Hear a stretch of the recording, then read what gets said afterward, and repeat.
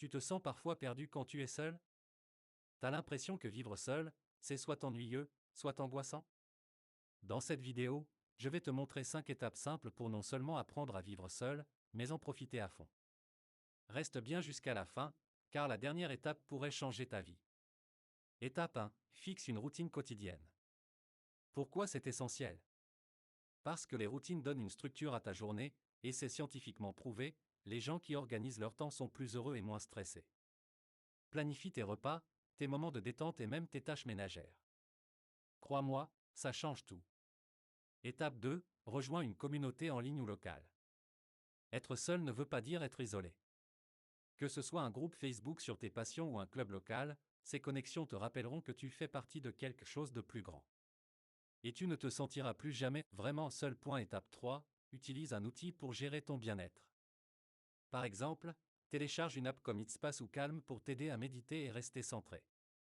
Ces outils sont conçus pour te faire sentir bien dans ta peau, même lors des journées où la solitude te pèse. Une seule session de 10 minutes par jour peut faire une énorme différence. Étape 4. Réinvente tes espaces. Tu peux transformer ta maison ou ton appart en un lieu qui t'inspire. Par exemple, crée un coin lecture avec quelques coussins ou personnalise ton bureau pour le rendre motivant. Ce n'est pas juste déco, c'est prouvé que les environnements agréables boostent ton moral et ta créativité.